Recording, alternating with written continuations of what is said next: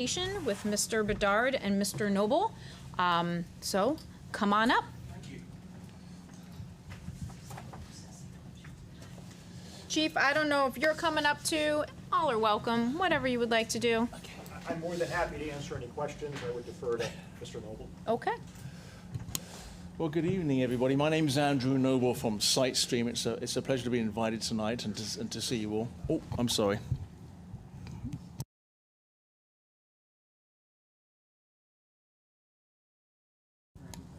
Okay.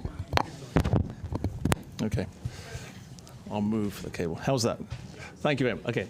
So again, for the record, my name is Andrew Noble from SiteStream, based in Boston, Massachusetts. It's nice to be here with you this evening. We appreciate the opportunity to speak with you. I have a fairly brief presentation on automatic traffic enforcement safety devices, ATESDs, as they're colloquially known here in Connecticut. The presentation is about the industry. It's not about SiteStream. It's about legislation here in Connecticut and the evolution of photo enforcement across the country over the last 35 years to give you a sense of how these things work. Prior to Connecticut putting legislation into place in 2024, more than half the states had some type of photo enforcement, whether it be automated speed cameras, automated red light cameras, don't drive without insurance type camera programs. And for the very most part, these were programs with cities and counties, large and small, across the country. And as you can see from the slide in front of you, predominantly they're around the edges of the country, very much so on the eastern seaboard down to the southern states. We have a lot of photo enforcement programs going along. So Connecticut was number 27 in putting something into place after many years of opining it in the State House. So the governor signed into law House Bill 5917 as a traffic act, which allowed communities here in Connecticut to run speed camera programs and red light running camera programs in areas where safety could be proven to be needed, okay? What they did when they put this into place was, after many years of discussion at the State House, put in place a set of laws and rules to harmonize the way enforcement is done across Connecticut. So one town, big or small, has the same program as another town, big or small. There's one flavor of photo enforcement here, and the way the rules of the law are written for all of those communities. And the reason they put it into place, frankly, is because speeding is still the #1 killer in this country for people under the age of 30. Far too many people every year are injured and killed in car crashes. And while the statistics and patterns may change slightly, we all know from our personal lives how much distracted driving is out there and how much people are speeding. And so the problem is not getting better, it's actually becoming worse. And that was one of the reasons, after many years, Connecticut decided to put some sort of photo enforcement legislation into place. Now, when we think of street-side, roadside enforcement, we think of an officer standing there with a handheld laser gun or radar gun, trying to catch vehicles speeding as they come down the road towards the officer or moving away from the officer. And this is how photo enforcement started in the country to some extent. Now we have those handheld devices with a camera on them. So rather than an officer pulling you over or using his or her radio to inform a police car downstream to pull somebody across, this unit held by the officer has a camera in it, which is able to take a picture of your license plate, meaning that no officer necessarily has to endanger themselves by chasing after you in a car. The photograph itself is the evidence by which they then send you a civil infraction. And that is a point of distinction. All of these programs, they are civil infractions, not criminal citations. All of these programs are working across the country, regardless of the state. They are essentially moving parking tickets. No one's having their points assessed on their license. Their insurance companies are not informed. It's a financial fine for driving too fast. Very different to being actually pulled over by a law enforcement officer. Moving on from handheld devices, we have portable units, which are stationed at temporary locations where local residents might say they've got a lot of speeding going on. Or if you look at the example of work zone safety here in Connecticut, you have temporary speed enforcement programs now working in the work zone on the interstates. And that's how a portable unit might work. They all look a little bit different. Some are battery powered that last for a few hours, and some are on trailers with solar panels that can last autonomously up to weeks and weeks and weeks. So depending where you are in the country, you would have different types of photo enforcement products. And then finally, you have fixed units. These are installed in areas where there's determined to be a safety improvement by putting something in like this for the long haul. This is usually a multi-year or multi-decade even project, I should say, where you put speed or red light cameras into communities for the long term, whether they be divided highway roads or small rural roads. You have a fixed installation, works either through solar power or by mains electrical. And these cameras are taking photographs of people who are just speeding or just running red lights. They are not wholesale taking photographs of every vehicle going past the camera. They are not wholesale taking license plate recognition software and running you through someone else's database. These cameras essentially sit at the side of the road, inhibited from taking a photograph until the internal speed measuring system or the detection system that sees you running through a red light tells the camera to snap a photograph. So we're not collecting from any vendor or any city or any county across the country. We're not collecting wholesale information. It's just people speeding and running red light.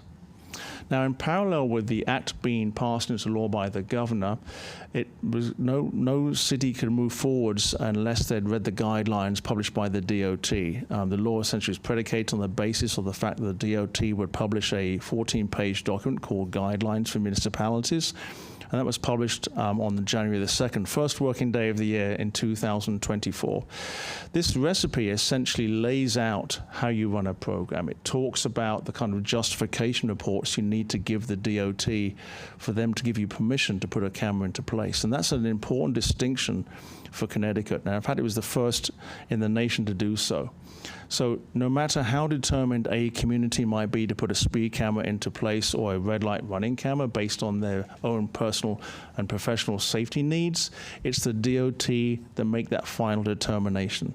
And to make that determination, the DOT needs some statistics and numbers and metrics about the community. So they want to know how many crashes you've had in the last few years. They want to know what your average daily traffic counts are for that road. They want to know how the road is moving. Now, here in Connecticut, UConn and the T2 and the DOT have this to hand. So they know what your community looks like already, and from time to time they publish their own individual studies about various communities and their traffic movements and what might need to be done to improve safety. But a community needs to put together a justification report as to why it wants to put a camera in a certain location with all these status and all these statistics and data. And then the DOT says, yes, you can put one into place. It takes typically 60 days for them to give a decision. They have 60 days to make comment or ask questions of your justification report.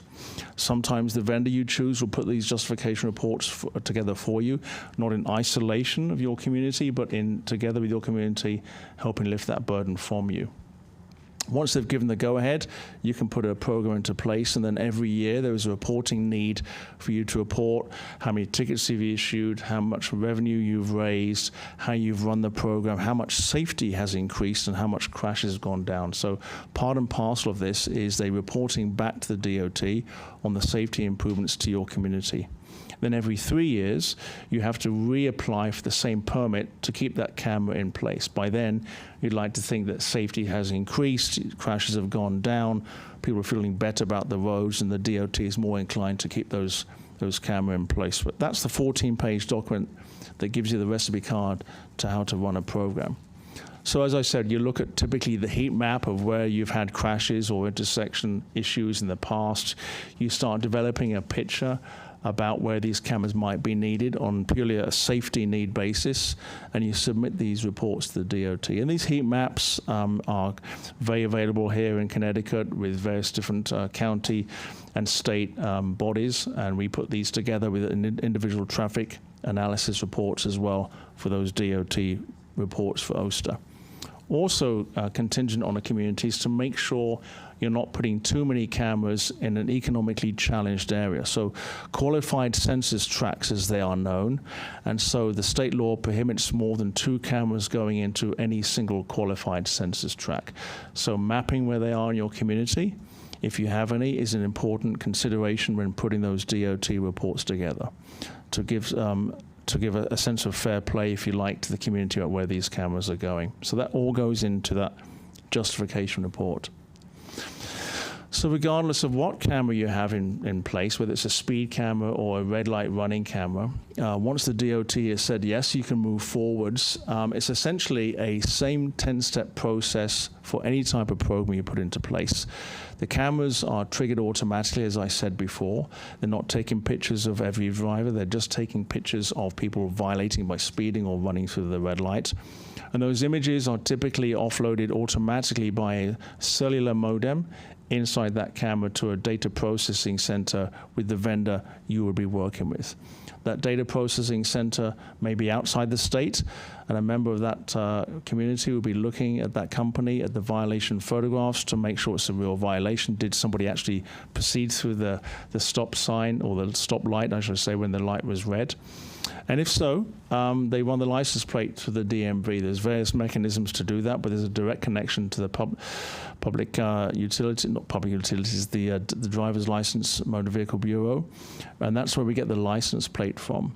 At that point, essentially you're ready to send this civil infraction out, but it's not the vendor that makes that final determination of whether or not to send the ticket. It's the police department or other designated employee of the city. Connecticut was the first state in the country to allow non-police officers to approve these tickets, and it did so to allow some sort of ability for smaller communities that don't have their own in-house police department to run these programs too, whether they do it through the resident or non-resident state trooper program. So a police officer or town designee always looks at every ticket to make that final determination to send or not send that notice. It's never the vendor. It's always done with the police officer or designee. At that point, the violation ticket is printed by the vendor, typically, mailed out, first-class mail. In fact, that's dictated in the state legislation in Connecticut. It goes out United States first-class mail to the registered owner vehicle address. Now, I said before that these are almost like moving parking tickets, so no points are assessed to your license. It's a financial fine only, and the first ticket in Connecticut, whether it's red light or speed, or no matter how fast you were driving or how long the light had been red for, it's $50 for your first ticket, and then it's $75 for your second and subsequent tickets within a 12-month period. So it's up to the vendor to keep score on how many tickets you may have had so they can adjust the appropriate fine level for subsequent tickets downstream. If you don't speed or run through a red light within 1 year, then your second ticket will be $50 again, subsequently 2 years down the line, for example. Now, before any program goes live, it has to have a warning period. So for the first 30 days of a program, it's all up and running. Public awareness campaigns would have been completed. Part of the state law talks about public meetings at City Hall before a program goes live. It talks about public awareness campaigns, and it talks about the need to inform everybody about this program working correctly. So the vendor you'll be working with will put all sorts of initiatives into place to bring the public into what's happening in your town, not just for the benefit of your own residents, but for other people in neighboring towns as well. Typically, when a program is in operation, you find that less than 2% of tickets go to town residents. Your town residents know where the cameras are. They see them in their daily drive to work or to the school or to the stores. They've had the public awareness campaigns to their house. They've seen everything on TV, the radio, your own Facebook pages. So typically 98% of the tickets or more are going to people that don't even live in your community. So after sending warning tickets to people for 30 days, that's when the real notices of violation start going out. And when people get them, in step number 8, they get to go online, typically to a website where they will get to see their own violation videos, their still images, and make a determination at that point if they want to pay it or contest it. If they want to contest it, it's done in the same way you would a parking ticket. It's done at a local hearing, typically at town hall, at the police department, or wherever the hearing jurisdiction would be in your own community. And your vendor would help calendar that for your town. If you want to transfer the liability to somebody else, even though the state law is silent on that, most prudent programs see you allowing people to transfer it to somebody else that may have been driving your car that day. Now, the state law is silent on it, but typically across the country, all of these programs allow you to transfer the liability to somebody that was driving your car. You may have lent your car to your brother Jimmy or your son or your daughter, and you want them to pay the $50 fine. You don't have to allow for transfers according to Connecticut legislation, but 90% of the reason that people contest a violation in the first place and want to come to your contested ticket hearing at the police department or the town hall is because they simply want to transfer the liability to somebody they'd lent their car to. So by the town electing through their ordinance to allow for transfers of liability, you reduce the burden on your contested tickets going forwards, and you increase the likability of your program in the public eye, if you like, which is an important consideration for everybody in the community. When someone goes online, they can make the payment for that ticket, as I said before, and typically they're handled in the same way you would do any online shopping experience. As you can appreciate, the ticket's handled through MasterCard, Visa, debit, the usual types of things. All of these programs, for the most part across the whole country actually, are designed to be zero cost for the community. So zero capital investment, typically for the community. The vendor will be responsible for all the capital costs of installing the program, installing the warning signs, constructing the concrete and erecting the poles and putting the cameras on them. They will be responsible for all of the operational costs, the cellular charges, the issuing and the mailing of the citations, the warning notices, everything I spoke about previously. And the vendor gets paid in one way or another through paid citations. So these are violator-funded programs that create a safer driving area for you through the improved driver behavior with no cost to the town. A typical enforcement camera looks very different to cameras we have in our personal lives. You have what looks like a standard camera there. This one has got 2 cameras inside one housing, and there's a radar underneath. And it's that radar that's actually tracking the speed of vehicles going past the camera at the time it's going to take a photograph. And it's the radar that triggers the camera to take those photographs. Now, state law and prudence also suggests that we have to verify the calibration of that camera once a year. Even though the fine is relatively low at $50, which is about 1/3 of what it would be for most of the country, it's still a financial penalty you're giving somebody. So it's important to make sure you're doing so on the basis of credible evidence. And so cameras have to be recalibrated every year, and your vendor will be taking responsibility of that as part of the program. And again, as I said before, they're not taking a picture of every license plate of every vehicle going by. Now, the camera has to feed into somewhere through the cellular modem, and so it goes into a piece of software the vendor owns, which looks at those violation images, and that same piece of software will be used by your police department to verify the violations, to issue them as citations. It would be used by your accounting department and city management to look at the reports of tickets issued and tickets paid. It would be used by the violators. They themselves are using that same piece of software typically to look at their violation images and their videos and to make a determination if they want to pay it or contest it. Now, I made it the point at the beginning how the guidelines give you 95% of the recipe. So there was some decision making to be done at the town. So your vendor would work with you on that remaining 5% of how do you want to do this and how do you want to do that. Transferring liability would be one such example of a question like that. Do you want to allow transfers or not? Reports and dashboards are important regardless of your position within the community. So your vendor would work with you to create dashboards and reports germane to the role you have in the community. Typically, elected officials want to see a one-page PDF at the 30,000-foot view every 2 weeks, whereas police department, finance department, and others want to see a lot more granular detail, as you can appreciate. So your vendor would work with you to create reports and dashboards germane to the role you have, and those might change throughout the program term as well, as new people come into the program in your community. Citation designs typically follow a standard pattern. You have legal language on the front page as to why you're receiving this notice. You'll have photographs there clearly showing it's your license plate and your car.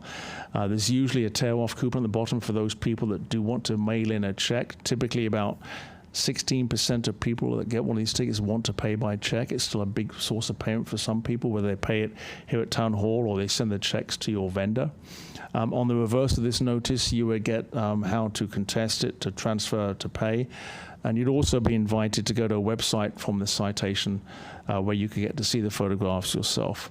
So while the designs follow a fairly harmonized view, the state only mandates the mandatory fields that are needed in each citation. So your vendor would work with you on their standard design, and typically it's your police department's logo or the town's logo will appear on this. And the language is written supporting the ordinance you would have passed beforehand on the back of the state legislation. And as I said before, you get invited to a website where you put your citation number and a PIN number, which is unique to that piece of paper you're holding in your hand, where you get to be passed through and see those violation images.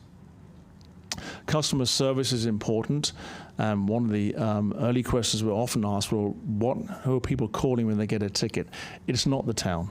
It's the vendor of choice has a call center, and they will be calling the vendor. And that vendor would then talk the people that received a ticket through the process, how to pay, how to contest, how to transfer. The job of the call center is not to either dissuade or persuade anyone from taking any particular action, but it's to support their questions and answers and help them navigate through the process. The benefits of a program are improved driver behavior. This is why you're putting it into place in the first place. It's why the state DOT approved the locations that you've chosen.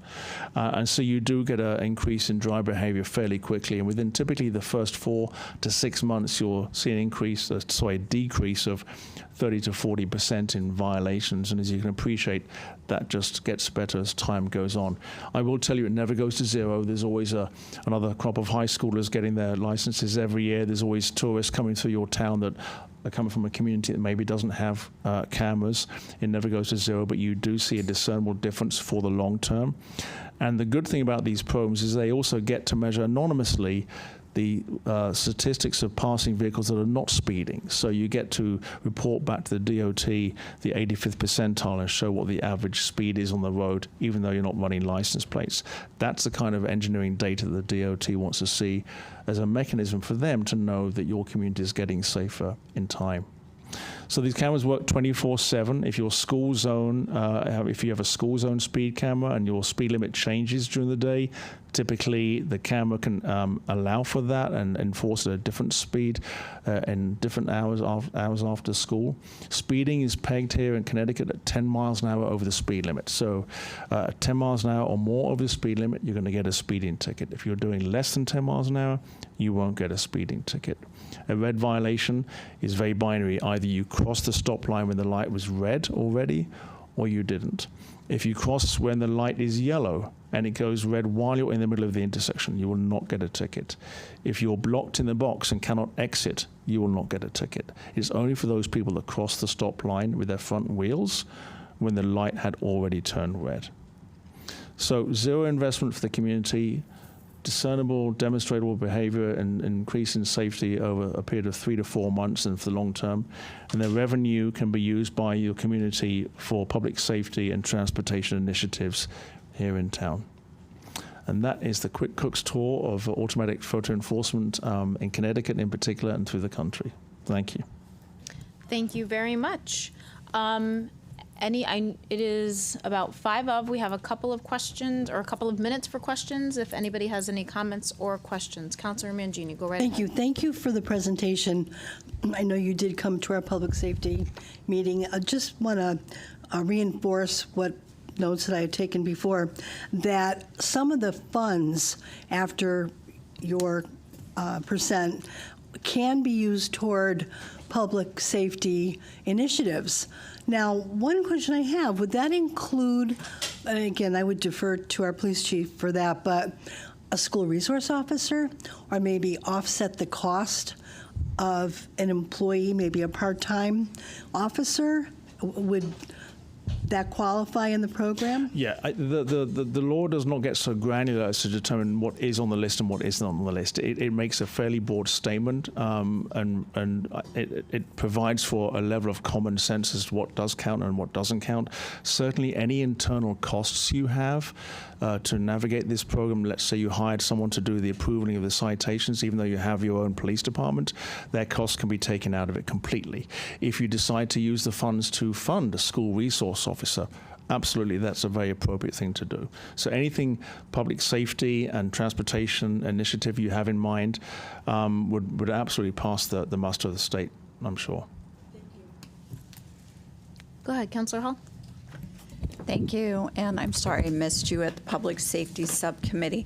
Did you go over the percentages that the town would net based on how many cameras and what size and what are the expected annual revenue would be? Yeah, so it's hard to determine what the expected revenue for any community would be, and it's not always the bigger communities that you would think get a lot more money. I've seen a lot smaller communities with very, very busy roads leading into one metropolitan city next door that create an awful lot of safety improvements and revenue for that city, if you like. But typically, in any program, the city gets more than 50% of the net revenue. Okay, Yep. so 50%. And the other question is some of our busier roads are, of course, state roads. We have 190, Route 5, Elm Street. Those are always our high-speed roads. Can we put these cameras, or is that regulated by DOT? So they can go on state roads, absolutely. So the DOT approves your location, and then secondarily, your vendor would get an encroachment permit for the state roads. And so the state would say, yes, you can put the camera there. Philosophically, we know there's a safety need, and if you drill the hole this way and pour the concrete that way, then yes, that's the way you can install the camera at that location. It's a very simple permitting process at the encroachment level. It cannot go on the interstate, so if you had interstate going through your Right. community, they can't go on there. The only interstate speed camera here is allowed work zone safety programs through the state DOT.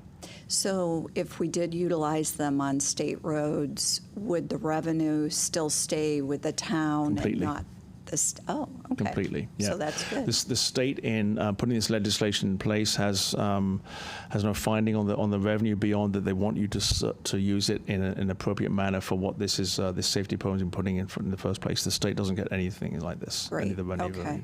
Other states around the country do. In some states with a much higher fine level, the state of Florida gets more than 50% of the revenue, and then the town is left with the remaining 50% to run its program, pay the vendor. It varies from state to state. About 5 states around the country take a piece of revenue. Okay, so all the revenue besides what goes to the vendor would come to the town.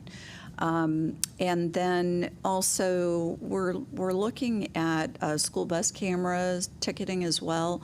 Is this something that the same vendor could be used for both, or are they very separate? Very Camera. different sets of legislation. So the state legislation for school bus stop arm cameras has been in place for some time. The legislation changed about 2 years ago now allowing all the revenue to stay with the community. None of that revenue from school bus stop arm has to be shared with the state, which it did beforehand. Some vendors will only do speed cameras or red light cameras.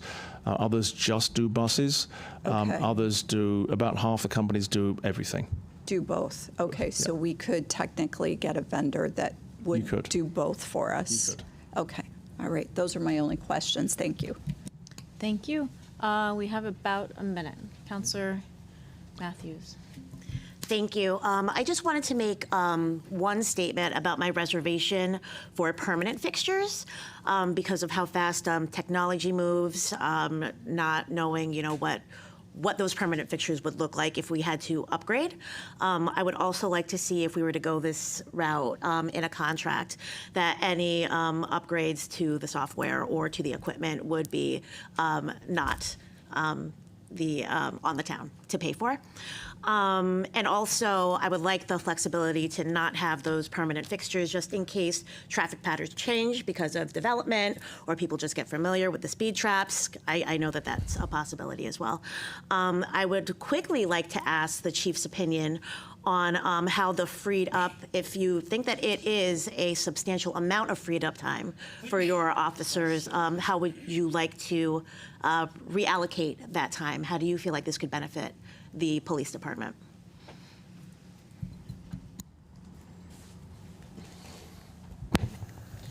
Thank you, Counselor, and good evening, ladies and gentlemen.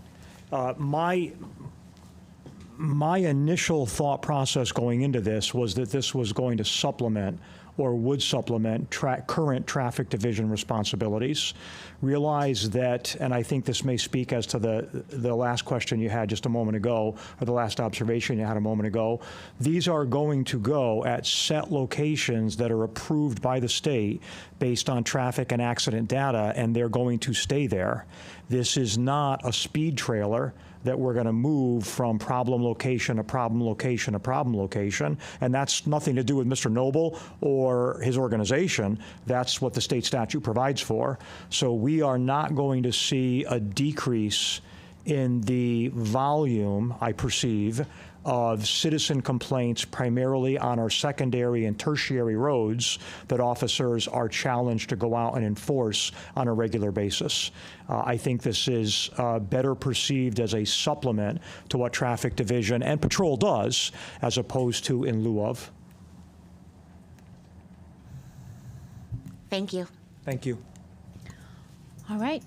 Thank you very much. We very much appreciate it. And we will figure out what our next steps are. Thank you.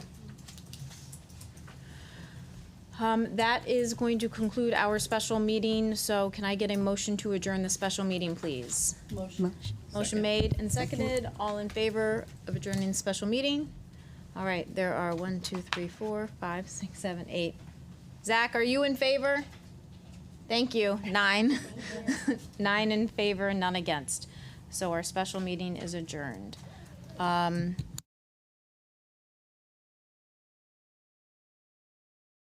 All right, we are going to roll right into the regular meeting of July 13th, 2026 at 7 p.m. at the Town Council Chambers. I will call the meeting to order. We will start with a prayer by Councilor Mangini, followed by the Pledge of Allegiance. As we celebrate America's 250th anniversary, let us remember our country stands for freedom for all. Our Revolutionary War ancestors brought forward the values we cherish today. As a daughter of the American Revolution, I will now read the American's Creed. I believe in the United States of America as a government of the people, by the people, for the people, whose just powers are derived from the consent of the governed, a democracy and a republic, a sovereign nation of many sovereign states, a perfect union, one and inseparable, established upon those principles of freedom, equality, justice, and humanity for which American patriots sacrificed their lives and fortunes. I therefore believe it is my duty to my country to love it, to support its Constitution, to obey its laws, to respect its flag, and to defend it against all enemies.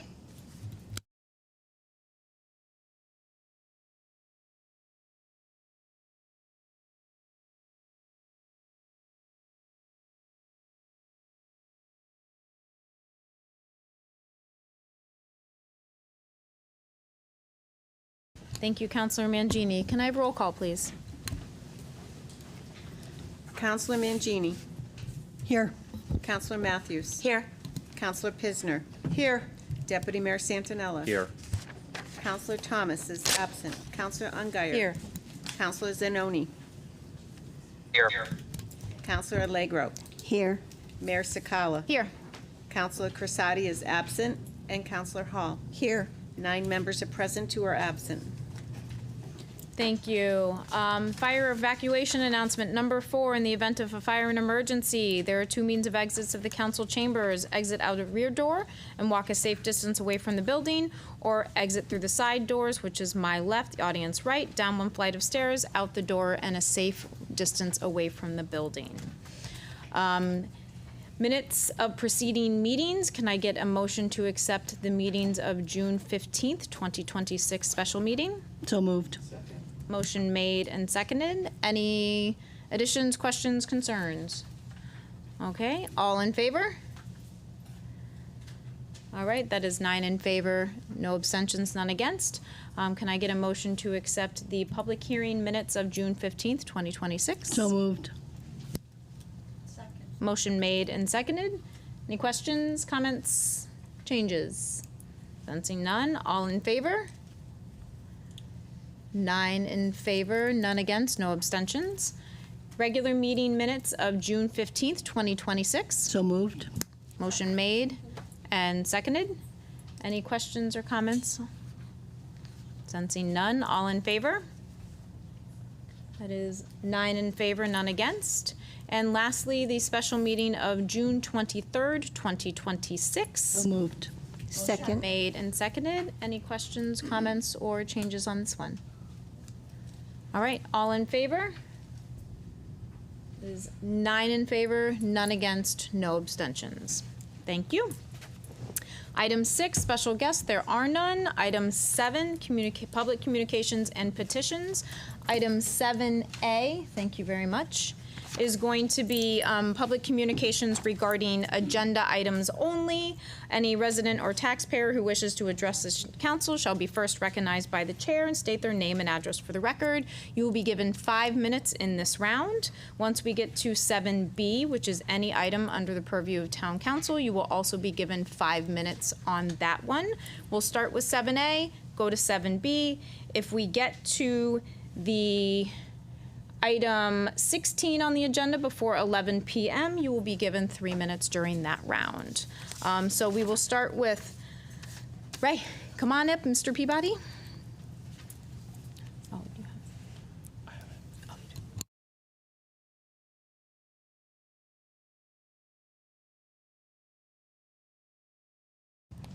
you do. Good evening.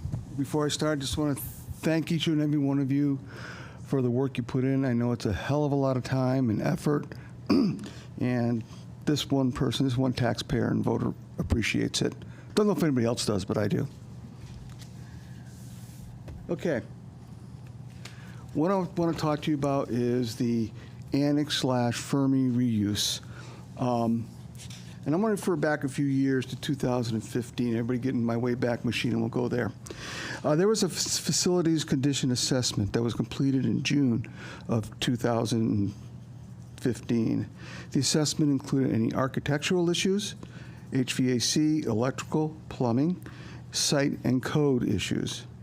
The Fermi assessment figures, which is not all inclusive, back in 2015 dollars, was for HVAC was $9,040,900. Electrical was $3,038,100. What? So this is for agenda items only. Agenda items only? Yes. So 7B, which I can put your name under if you're not on it I already. didn't realize that. I'm sorry. I apologize for We wasting just time. changed the policy and procedures for the agenda, I think, 1 meeting ago, so all good. But I will move you to 7B, and then I will call you up, and we'll restart your 5 Okay. minutes then. Thank you. And you can thank us again then, too. No, I'm not. Just for that, I'm not thanking you. I'll call you back up in a minute, Ray. Emily Clifford, come on up. 7B. All right, I'll move you too. All right. B. All right. Mr. Young. 7A. Come on up.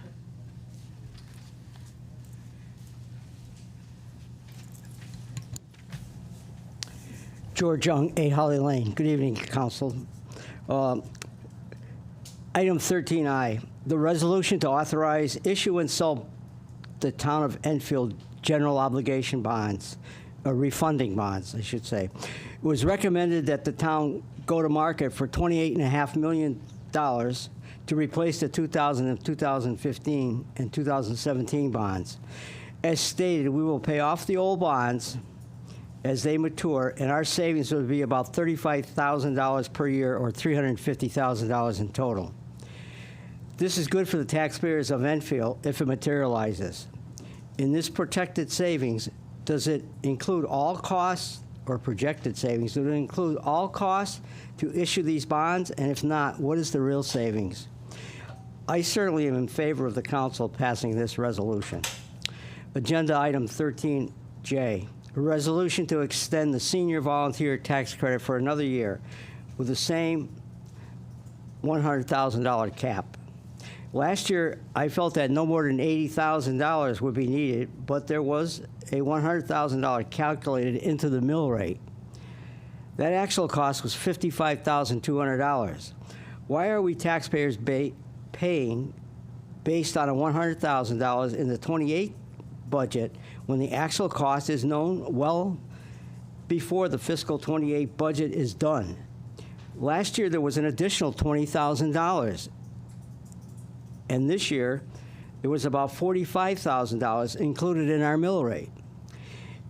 If it hasn't been done in the past, then it should be done going forward. Use the actual amount, not the budgeted amount, because you know what that actual amount is well before you finish the budget. I'm all done with A. Thank you. Thank you, George. I will call you back up in a few minutes. All right, anyone else in the audience wish to speak under item 7A for agenda items only? All right, we're gonna move to 7B. Same rules apply. You get your 5 minutes. I'm gonna go by the list. Ray and Emily, I added you guys to the end of the list, okay? So, Margaret Perry, come on up, ma'am.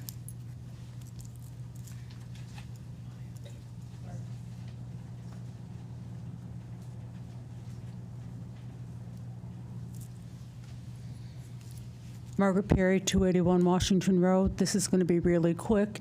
As an original and founding member of the 4th of July Town Committee over 40 years ago, I would like to thank the committee this year for following what Monica Ryan, I call the mother of the Town Committee. She always wanted it to be for the people of Enfield, for people who couldn't go away and say, I stayed in Enfield and I had a fantastic time.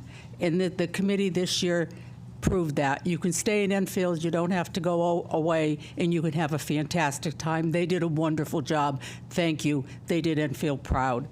The other thing I'd like to thank is, of course, as always, EMS, fire, police, and whatever. When that first firework went off, and it had nothing to do with the fire on Maple Street. That fire started by itself, but we were in a little bit of a quandary, and the fire departments handled that beautifully. EMS did, the police did. It just shows how professional all our departments are. And again, thank you for all of them. Thank you, that's it. Thank you, ma'am. Lori Davis.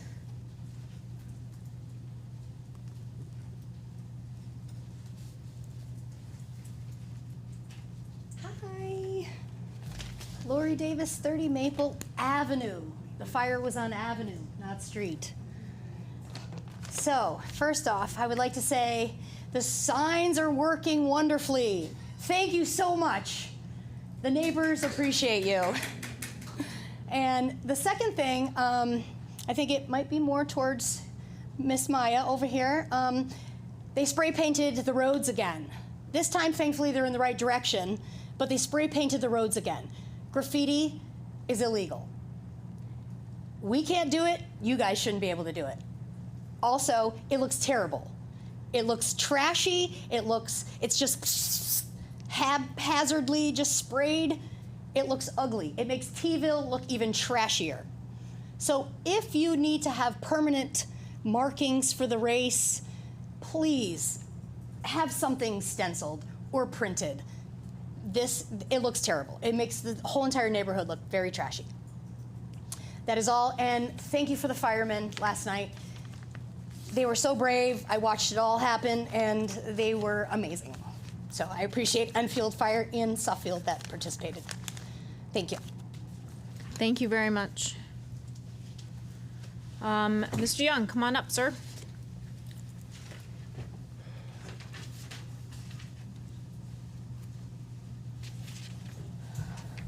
George Young, 8 Holly Lane. I realize the town manager has submitted his resignation, but I previously requested that we be provided with the original calculation of the estimated charges from 10+ years ago, and the town has continued to bill the WPCA and the IT department at the same rates. It was also requested that a calculation be done as to what those charges would be today, if possible. Second item, I have not seen a PAR report since the last town manager left, just a few short months ago. I remember reading somewhere, and I can't remember where it was, but the town manager would issue the report at the second council meeting of the month. I felt it was very informative to the residents and the council, and it gave lots of credit to many departments and their employees for all their hard work and what they had done the prior month. I'd like the council to reinstate that report when and if you have a new town manager on board. The last item I want to talk about is the contractor has been replacing many sprinkler heads and other parts they damaged while replacing many sidewalks and roads in town. The contractor does not adjust the sprinkler heads for the arc and distance. So where do the residents send the bills from the lawn service company that does provide this service for reimbursement? Thank you. Thank you. All right, Ray, come on up. Your turn, sir.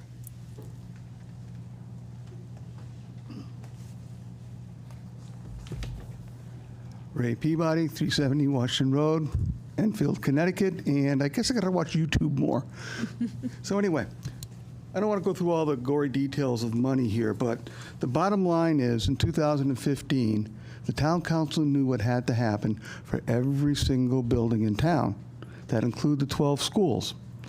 The thing is like I was saying before, the HVAC system, electrical, plumbing, and ADA compliance things were all listed out, all prioritized. So it begs the question, what happened? Why didn't any work get done at any of these buildings? Because we did have issues in the schools, leaky roofs, mold, uncaulked windows, all sorts of stuff happening there that just didn't get addressed. Now, the total cost of doing that, again, the plan that was put together in 2015 was $85 million. The referendum that we have coming up, the town's responsibility appears to be around $89 million. So I propose that maybe this referendum coming up is the Plan B. Plan A didn't get done. So don't know why. Would love to know why, but I was just wondering if this is a byproduct of we're going to kick the can down the road, as a term that gets used around here all the time, or is it being penny wise and pound foolish, which I would call fiscal irresponsibility. Not trying to be nasty here, but it just doesn't make sense to me. And y'all know I used to be on the Board of Ed, and I used to do budgets and things like that, and I totally get the dollars that you spend, and in my vernacular, they miss bring value add to the community. A couple years ago, I spoke at the council. There's $100,000 to move a statue of Lafayette from someplace in T-ville to someplace other else for $100,000. That's not right. But anyway, so the situation, again, at the annex, or / Fermi, whatever you want to call it, it is what it is, and it's not good. We're going to be hit with some heavy-duty fiscal issues coming up here because we have the school referendum. We need the community center. You have approximately 32, 34 organizations that use that facility today. It is functioning as a community center, not inclusive of the ball fields that are there that could be used, continue to be used. So, in my imminent style, I have a suggestion. First of all, it's a community center. Let's never mind the annex stuff. Secondly, I suggest that we change the name of the building from the annex to the Edgar Copen Community Center. Red Edgar and I, he was a Democrat, I was a Republican at the time, we talked frequently, and he was a great source of counsel, coaching, and other historical information. And of course, Scott Copen, we talked almost daily. He gave me advice and things to do and helped me get through a whole bunch of stuff, and especially at budget time. Both gentlemen really, really helped me craft a proposal that actually reduced the last budget I was involved with by $2 million. Great guys. They served this community for years and done a good job. I know there's an issue with naming buildings and junk like that, but I think this time it's appropriate to do something, and both gentlemen would be honored, and it would be good to recognize their contributions to the town of Enfield. Again, thank you. I hope you all have a good time, and I'll make a good time up there, and I'll make sure to catch the YouTube meetings for future changes to the rules. Thank you. Thank you. All right, Emily Clifford, come on up.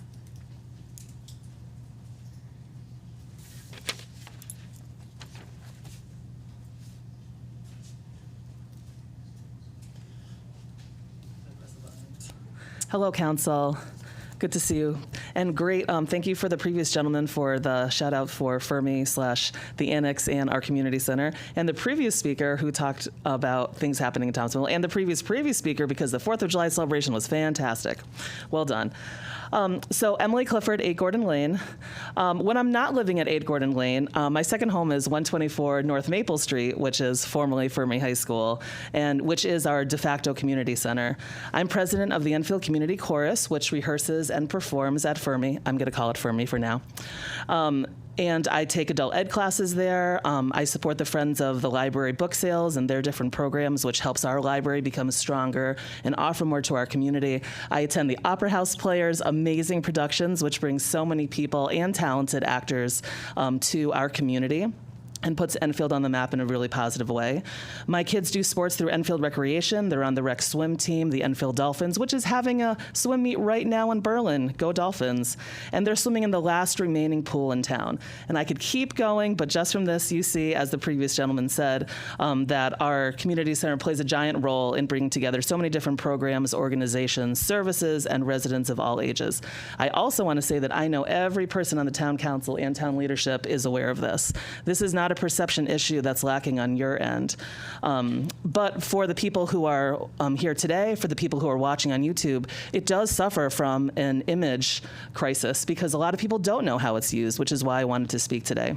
So at the June 15th town council meeting, it was revealed that the community center's future was in jeopardy because of aging infrastructure, deferred maintenance, and other factors that are now reaching a critical point where their needs must be a priority and dealt with in a way that a lot of us probably didn't realize the timeline was so crunched. So I know from the town council side, you guys are grappling with costs all over the place. The planning of this would be a massive undertaking. I also know that the community center, and you guys would agree too, plays an essential role to make Enfield a great place to live. And the lack of awareness from your average Enfield resident for a lot of the good things that are happening in town. So I wanted to make sure that there could be a way for people to come together and support Fermi, but also just a general idea of the importance of a community center going forward. So I started the Save Fermi group on Facebook to make sure that supporters would have a clear way to come together, to share their stories and experiences, advocate for Fermi, and share all the great things that are happening there daily, and to make strong, respectful partnerships with stakeholders and town leadership and the town council. And if you're on Facebook, you can join the Save Fermi group or email me at fermicommunitycenter@gmail.com, but I don't mind what we call it. I really don't. On June 22nd, there was a public meeting and infrastructure tour of Fermi. So many community groups, young athletes, concerned residents, and more came out to support the need for a community center and the one we have. And it showed the scope of Fermi's needs, which are myriad and expensive. So there's no question that this is a big project that will take much planning and a long timeline. And finding more information is going to have to be a priority. On July 9th, Enfield's Economic and Community Development Office launched a website, Enfield Municipal Annex Redevelopment. And I just wanted to say thank you so much to the town leadership, to the town council for putting together this amazing resource because it shows that the community outpouring of support and your own awareness of the benefits of a community center is already setting the stage for creative partnerships and solutions.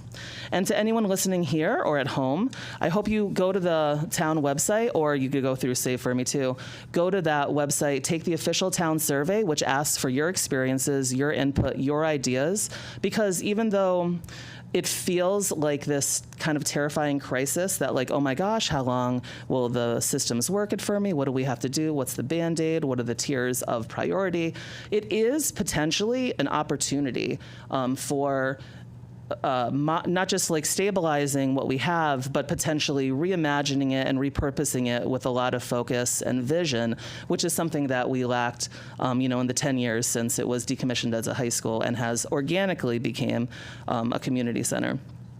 And I want everyone to note that there are 3 community engagement and input sessions.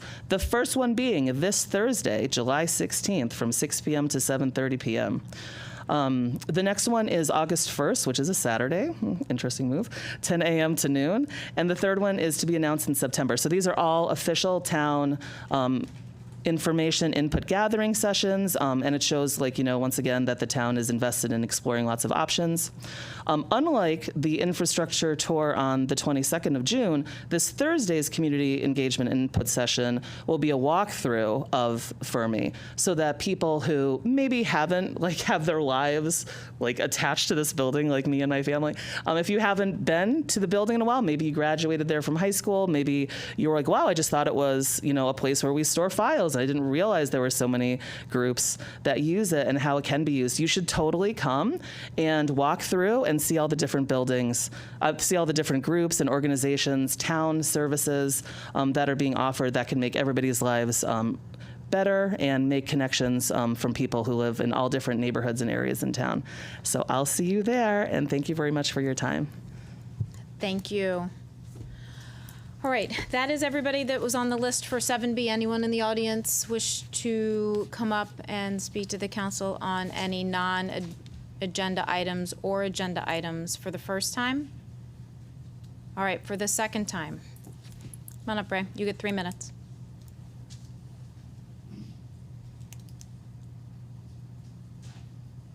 Do I need to state my name again? Yes. Okay, Ray Peabody, 370 Washington Road, our fair town.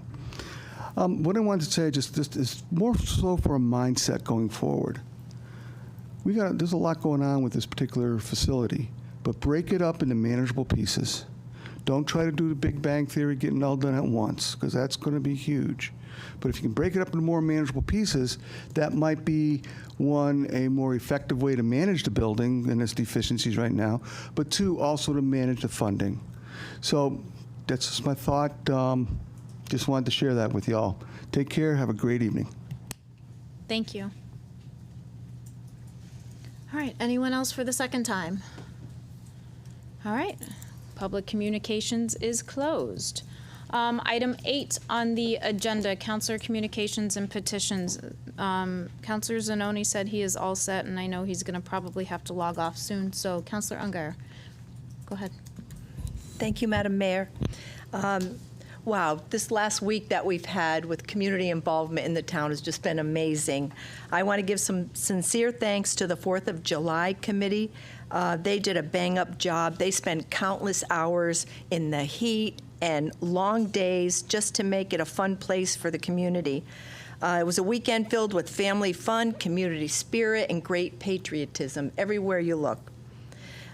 These things just don't happen. They're probably starting their first meeting tomorrow for the next year. It takes them a whole year to plan this whole event. It's amazing. So a special thank you to Mike Emmons and Scott Copen.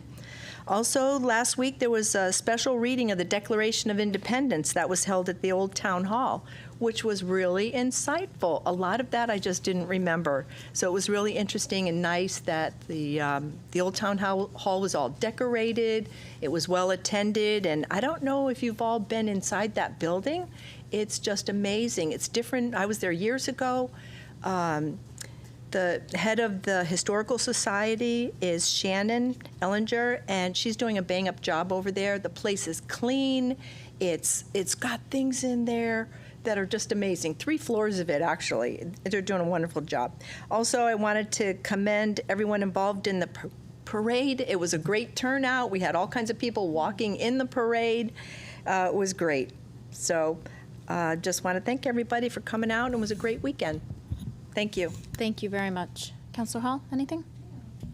I think we're going to go down the line and just thank the 4th of July Committee. And to Lori's point, they truly do work all year, and they are underway with their beginnings for next year. But for the 250th, I think they did an amazing job. And to something Marge talked about in Monica Ryan, who is a very dear friend of mine, her and Mike being the original founders of this whole beautiful celebration that we have every year. And many people have followed it, including part of that group was your sister, as you well know. Yes, Mike Tippo. So there was an amazing group of people that founded this, and they have Scott Copen and Mike Emmons have kind of carried the torch for many years, but they've done an amazing job, and it's really a feather in the cap of the town of Enfield, the celebration, and we just want to thank them. We want to thank our staff that put so much time, the police, Public Works, Building and Grounds. There's a lot of people that participate in this event that actually makes it a huge success. The volunteers, the sponsors, we have a lot of people to thank. So this year was amazing. It was beautiful weather, which we were blessed with. We've all seen those weekends where it's not been so great, but we were truly blessed this year. So thank you very much to the committee and everybody that actually worked so hard to put such a beautiful event on. I know I had something else, but I think we did get, if anybody was watching, there were a couple Facebook things that popped up today.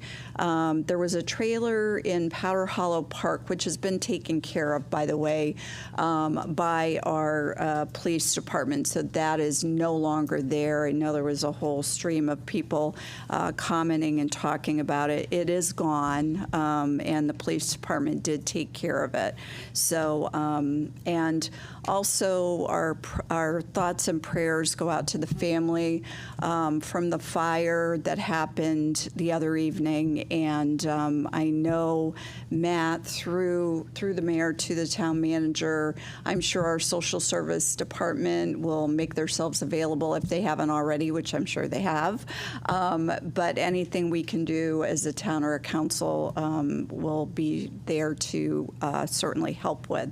So I think that's all I have. Thank you. Thank you. Councilor Pissner. So again, too, I'm going to say the same thing. 4th of July, it's always a wonderful time. Fireworks, I could hear them. I'm going to be honest and upfront, okay? I'm not a firework fan when I'm there. I like them from a distance. I've been like that since I was a kid. But gratefully, a lot of people were live streaming them. And so I was sitting there in my house just watching them on my phone, and they were fabulous. And I could hear them way past like 10 o'clock. So, but again, I think it's fabulous. They did a great job, and they do work very, very hard. And again, I want to give a shout out, as Carol did, to all of our staff. But Christy and Aaron did a great job with our 250 booth. For the people who went by, and Alex, and I can never say his last name right. Reneo. Help me, Emily. No, it's the worst. Okay.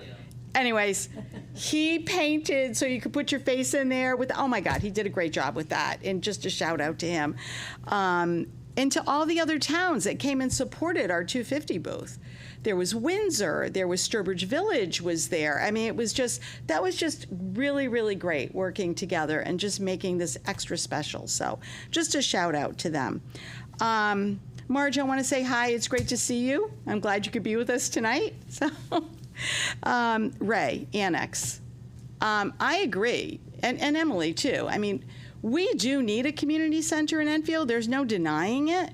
And Ray, I was in that committee with you when it was what to do with the Fermi, when it was decided whether it was going to be JFK or not. And we went back and forth.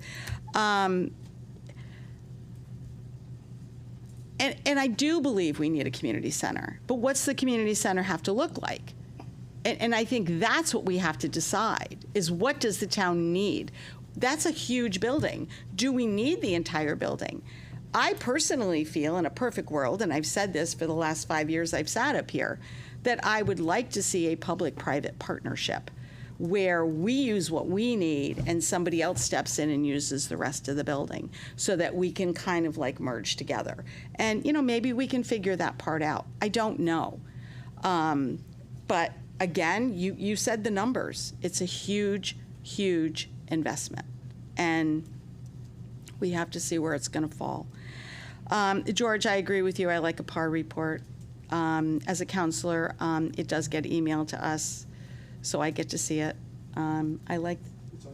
It is on the webpage, but it's not, like, again, it was not, at one time, George, you're right, it used to be part of our agenda packet, and I do like the PAR report as well, so I agree with you on that. So, but it is on the website, so you can read it there. There was somebody else I had here. That was that was Emily, and I think that's it. Yeah, I think that's it. Thank you. Thank you. Councilor Mangini? Thank you. I have to echo my colleagues here regarding the 4th of July celebration. We also must remember those volunteers that are from town that put on the blue or whatever color shirt it is just for that long weekend to do whatever is required and asked of them. So thank you to those people as well. And I do want to echo Councilor Pisner, the 250 committee, stellar job. Aaron and Christy, we are so fortunate to have people working in our town for us that are so professional and do such a fantastic job.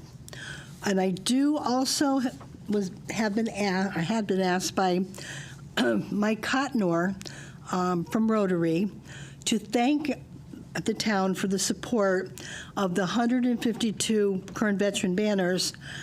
He says that there are now 70 new veterans on a waiting list for 2028-29. He wants to formally request that we hang 2 different banners on each pole, close to side by side, for 2028.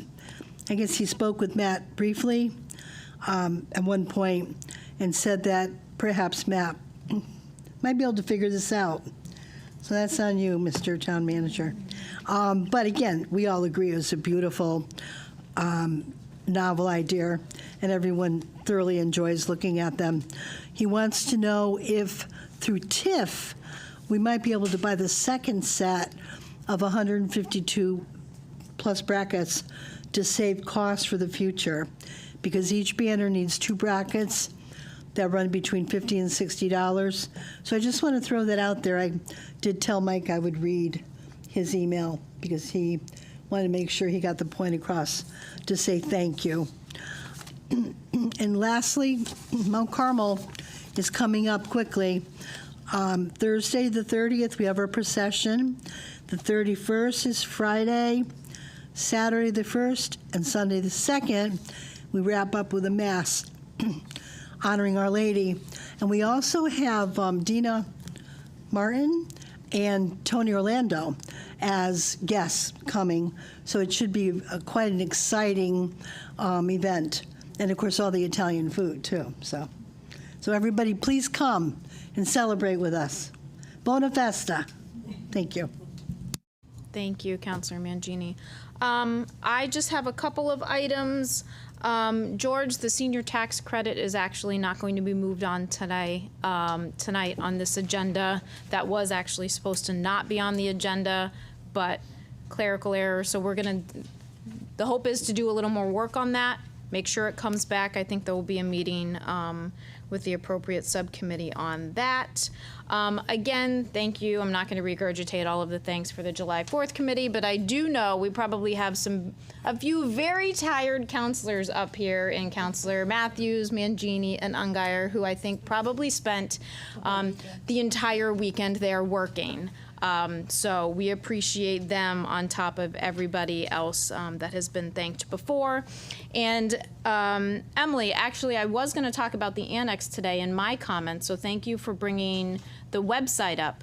So the Enfield Community Development, if you go on the website, if you go under the Enfield Municipal Annex Redevelopment, has a lot of information there. There are the 3 dates that Emily talked about, which is this Thursday, an evening at the annex, and then a Saturday just to accommodate those people who may not be able to make an evening on August 1st for a sort of a listen and learn and community conversation type. And then again, another one in September. But if you scroll down a little more, you will actually see a video for those people who weren't able to go into the annex. The staff did a really good job of taking you in to see some of those, you know, mechanical places, we'll call them, and some of the issues that the counselor members and the staff have been able to see. So I would really encourage everybody to go and watch that video. It is very informative, so you can kind of see some of the issues that are coming up that we are dealing with. And so on the same token, Matt, if it's possible, if we can get that video out on the Facebook page, that would be helpful. I know it's on the website, but getting it out via Facebook, I think, would be very, very helpful. So I think those are my only items. So Deputy Mayor, did you have anything? Yep. All right. Thank you. I'll just add my thanks to the Enfield 4th of July Committee, as everybody else has, for the hard work that they did to make this year's event a success. It's always great to come down here and see your neighbors walking around and just get a chance to catch up. I think it's one of the things that just makes the community a little bit more of a community, and they do a great job at doing that. And you learn things by having conversations with people, and one of the things that came up during a chat was the meatballs at Trulio's, the marketplace over in, the new marketplace over in Hazardville. And I went over there today and got a meatball sub, and I want to tell you, it is probably one of the best meatball subs that I've ever had in my life. So I want to put in a plug for a business in town that is doing a great job at making some great home-cooked food. Speaking of meatballs, the Mount Carmel is about to have their next feast, the 100th celebration of the Mount Carmel Society. That event is going to take place the 31st of July, August 1st, and August 2nd on Saturday night. The musical guests will be Dina Martin, and Tony Orlando is coming out of retirement to sing at the Mount Carmel right here in Enfield. So please come out and enjoy and support the Mount Carmel Society. They do a great job every year with the feasts that they have, but they also are a year-round supporter of Enfield and support us in many ways. So we look forward to that. Lori Davis, I was nervous when she showed up because I thought she was going to be upset with me again for something, but I'm glad that the signs were working. I did have a chance to go down there today, and I chatted with some of the neighbors, checking on the folks who were displaced from the fire. The neighbors were out. We talked about the signage, and that signage does seem to be working for them. They're very grateful for that. So thanks to everybody who made those signs a reality and helped that neighborhood. And through the mayor to the town manager, one constituent complaint that I keep hearing about is the sidewalks on Abbey Road. There was a situation there where they're not passable. Is there, do you have any update that you can share with us on what's being done to rectify that problem that we can share with people today? Is that the one that's impassable? Crosses the road? Yeah.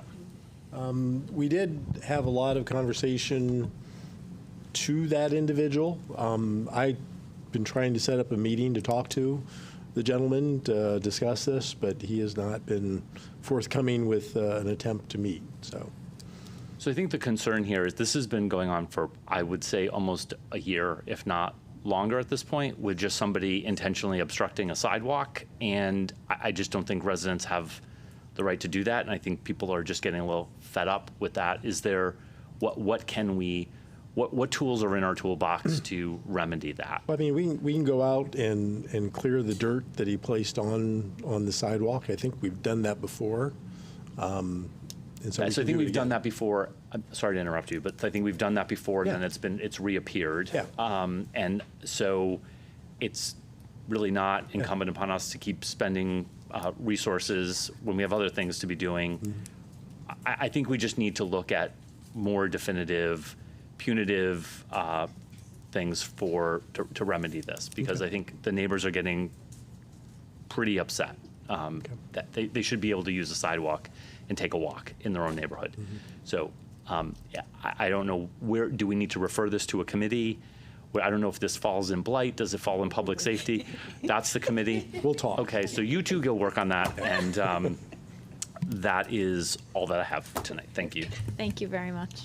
Councilman Legra, anything? Yes, thank you. Okay, July 4th. What can I say that hasn't already been said? It gets better every year. But I do want to bring one attention. I am a flower lover, and walking along the town green, enjoying July 4th, I couldn't help but notice all the beautiful flowers, particularly around the water fountain and our grounds. Absolutely beautiful and well maintained. So I just want to thank the Beautification Committee and the Enfield Garden Club. They work very hard and very quietly. We never know that they're there. Suddenly, I come to the town hall and there are the flowers. So beautiful. So I really want to thank them for the hard work and the spectacular job that they do every year. Number 2 is the Educational Resources for Children is accepting donations for the school supplies. They will be accepting these donations through August 10th. Donations can be dropped off at the ERFC office at 174 South Road. If you need more information, you can find them on their website. That's it. Thank you. Thank you. Councilor Matthews, anything? Yes, thank you. It seems Ms. Davis has left for the evening, but I wanted to let her know and just put on the record that I will reach out to our Director of Races and our Director of Operations so that we can discuss a better way of marking off that road instead of spray paint. I can't myself promise what the outcome is going to be because that is not my purview. My purview is the parade, but I will make sure that the parties that need to know will know about this. Do we have Ms. Davis's email or phone number? Okay, great, because I would like to put her directly in touch so that we make sure that there's streamlined communication and there's follow-up. So I will help facilitate in taking care of that. The one other thing that I have is I have been communicating with one of the residents in my district who wanted me to generally bring up that tax bills have gone out. And she is worried as a person with fixed income about taxes going up, as are people with single income households like myself. But as we all know, things do cost more, and in order to have a thriving community, we need to invest in it. But I wanted to sort of reiterate that the council is looking into creative ways to bring revenue into the town. One of the things Deputy Mayor Santella brought up was the out-of-state license plates.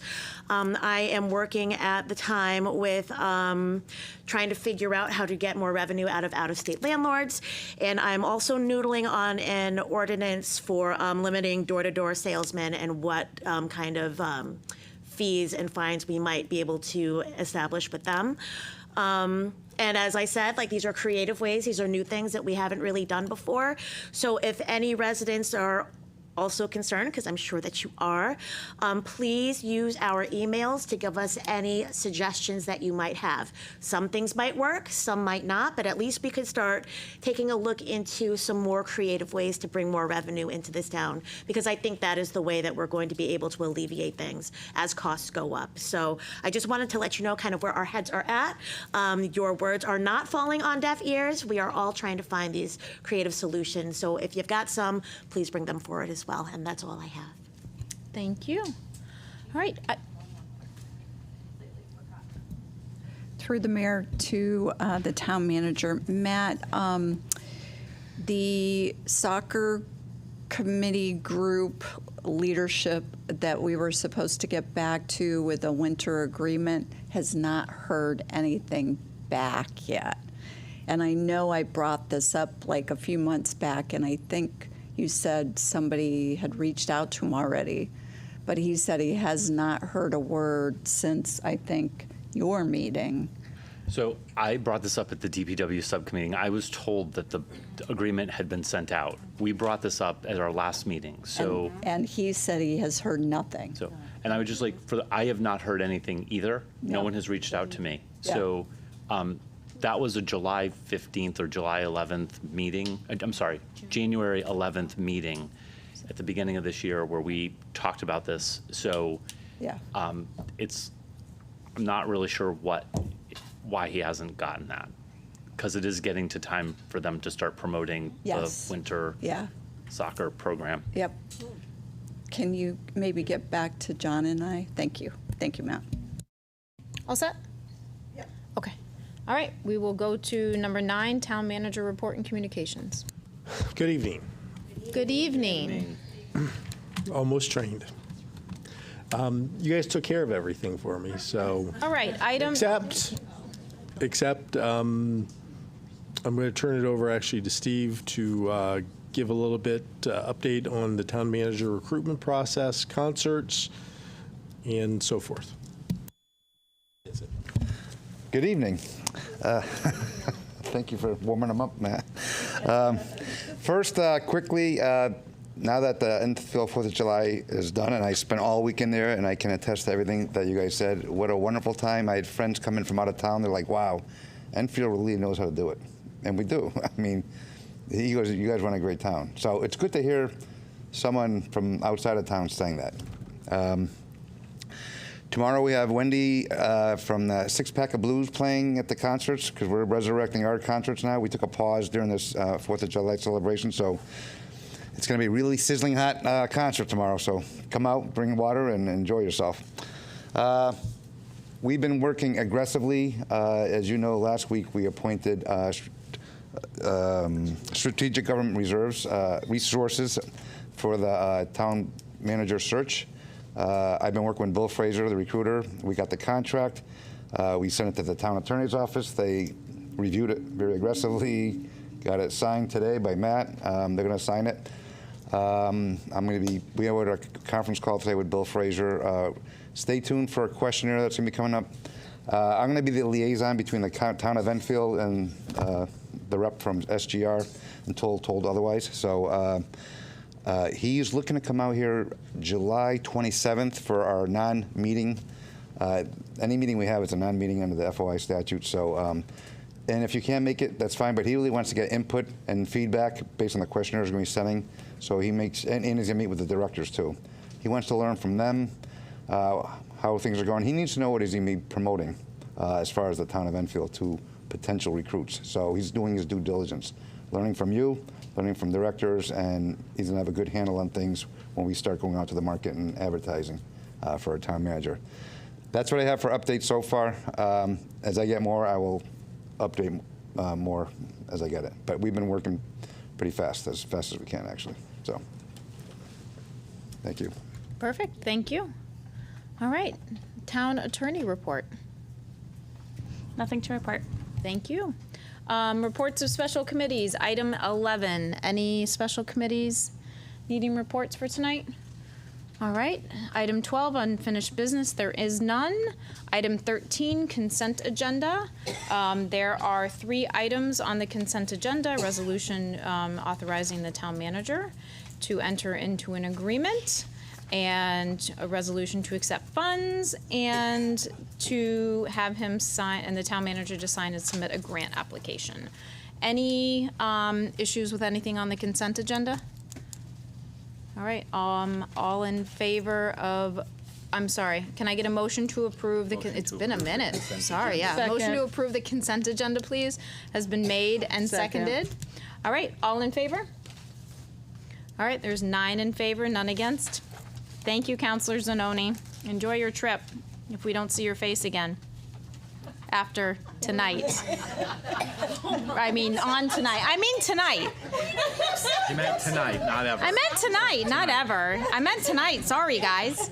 It is. He is. I don't think he wants. He literally said to me, I did. Oh my God. He literally told me he wasn't coming back on after 7:30, guys. Sorry. Jesus Christ. Damn. All right. Item B. Town Council appointed Enfield Beautification Committee. The term has expired and there is a replacement. Can I get a nominee, please? Anybody? I will nominate Darren Ketchel. Second. I don't know that he's the nominee. Hang on. Mine's not annotated, so I can't get to it. Yes, hang on. This is the beautification. Yes, it is. Okay, I just can't get to it because it's not annotated, so I apologize. Go ahead. Darren Ketchel. All right, Second. motion made and seconded. Can I get a motion to close nominations? Motion to close nominations. Motion made and seconded. All in favor of closing nominations? 9 in favor, none against. Any discussion? All in favor of Darren Ketchel? 9 in favor, none against. All right, second item on the agenda is on B, is the Ethics Commission, and the term has expired, and the replacement will be till 10/31/2027. Can I get a nomination, please? I'd like to nominate Susan Muley. Motion made. Second. Motion made and seconded. Yes, it was. So we'll go back to it because that was very, yes. So let's finish this one and then we'll go back. All right? Because I didn't think that was right, but that's fine. All right. So we have a Susan Muley for the Ethics Commission. Motion made. Is there a second? Move to close nominations. Motion made to close nominations. Was there a second? Second. Motion made and seconded. All in favor of closing nominations? All right, I see you, Zach. All right, so 9 in favor, none against. You're just freezing every once in a while, Zach, so if I see you, I will count you. If I don't see the hand, I won't, okay? Any discussion? All in favor of Susan? 9 in favor, none against. We're gonna go back to item 13B1 because it wasn't Darren Ketchel as the replacement. So how do I go back and do that? Do I have to take something off, or? I think Councilor Mangini made the motion and Councilor Pisner seconded, so they need to rescind. Okay. So we are back on the Enfield Beautification Committee nominee. If you want to remove your nomination and your second. I thought it was me. Okay, yep. Right, so I removed Darren Ketchel. Thank you. And I remove my second. All right, motion made and seconded. Darren, it's not that we don't like you. You just didn't apply. So, all right, can I get a nominee for the Enfield Beautification Committee, please? I nominate Diane Pizzo. All right. Second. Motion made and seconded. Can I get a motion to close nominations? Second. Motion made and seconded. Any discussion? All right, all in favor of Diane? Closing nominations. Oh, all in favor of closing nominations? Did I not do that yet? Okay. All right, all in favor of closing nominations? There was no discussion. All in favor of Diane? 9 in favor, none against. All right, we'll muddle through this. It's fine. It's fine. All right. Item 13C, the resolution authorizing the town manager to enter an agreement with Real Estate Agency Services. Be it resolved that the Enfield Town Council does hereby authorize the town manager or their designee to sign and enter into an agreement with Executive Real Estate for a period of 1 year with a possibility to extend to up to 5 years to provide the town with real estate agency services, subject to the review and approval of the town attorney, date prepared 6/5/2026 by the Office of Economic and Community Development. So moved. Motion made? Second. And seconded. I believe there was an RFQ and RFP sent out. We got 3 proposals, and there were interviews, and this is the staff recommendation. That's correct. Aaron? All right, anything addition? I just really wanted to point out that our recommendation for Executive Real Estate is based on the fact that they are doing the same work in Norwich. They have direct experience in this type of municipal real estate sales, and that was something that didn't happen last time. Thank you. Any questions or comments? All right. I have a question. Oh, go ahead, Deputy Mayor. So through the mayor to the town attorney. So if you know a principal of this, I knew the name was familiar. Am I conflicted? Should I need to abstain?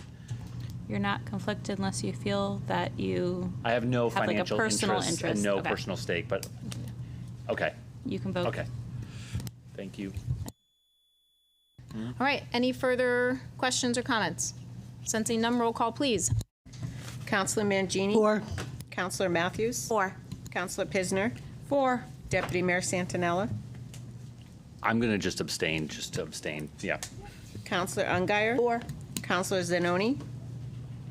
4. Counselor Allegro? 4. Mayor Sakala? 4. And Counselor Hall? 4. 8 members in favor, none against, and 1 abstention. Thank you. Item 13D, resolution to authorize the referral of Planning and Zoning Commission on future proposed conveyance of town property for 17 Burnham Street.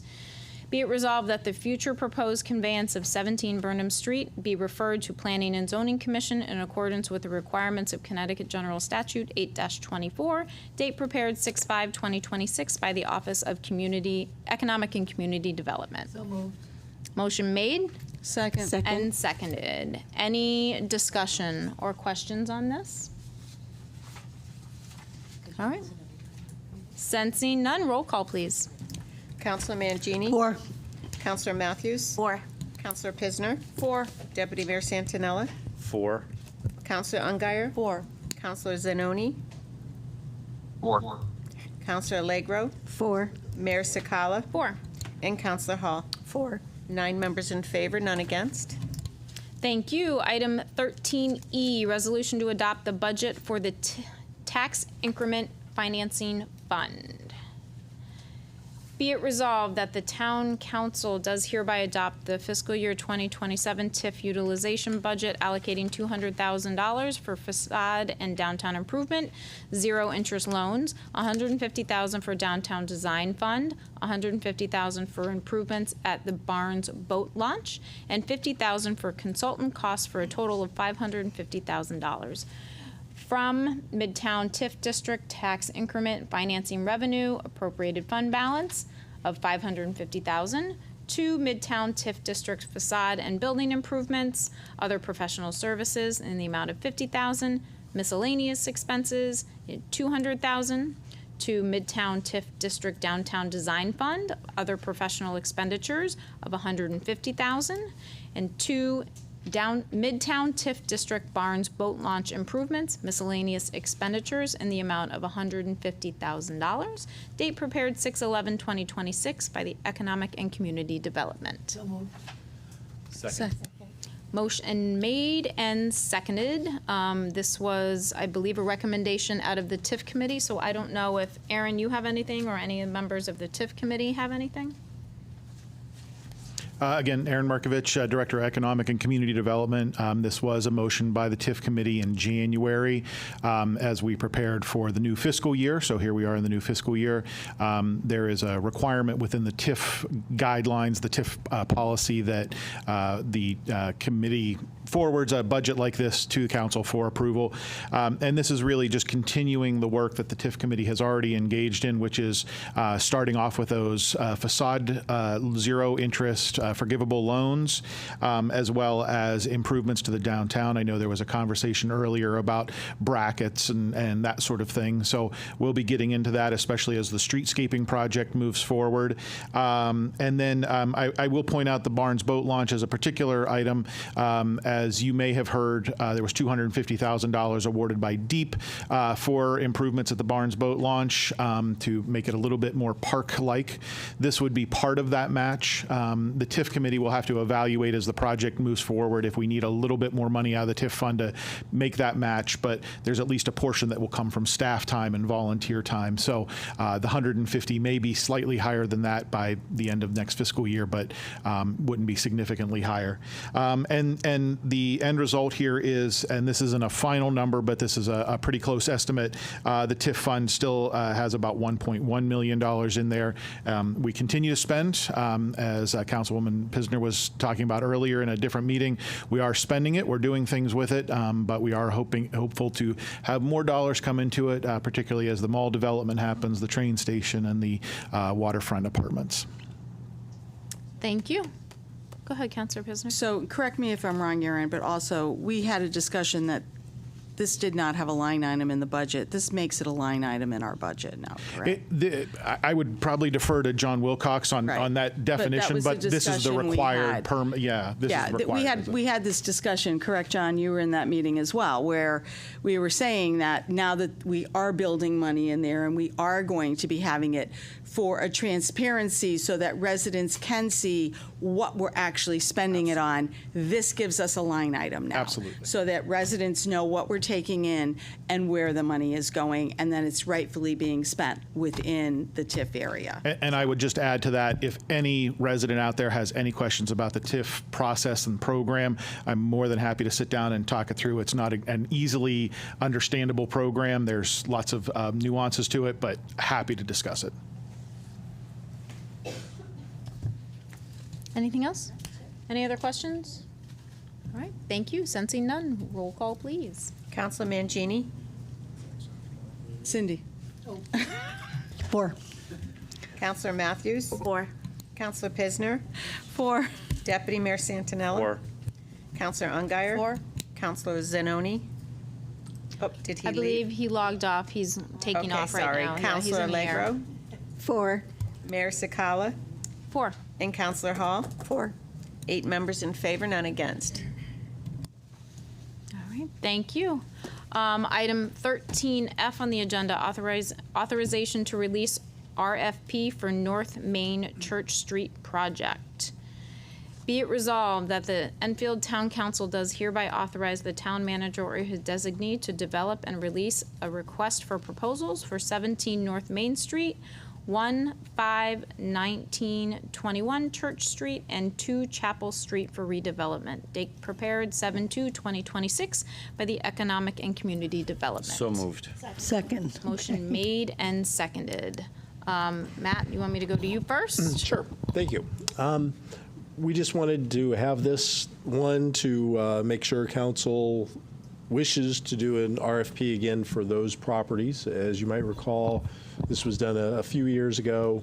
That project with Impact as the developer has since come to an end with the expiration of the purchase and sale. And so the next step from the staff perspective is council authorize us to go back out into the marketplace and try to find a preferred developer to develop those areas.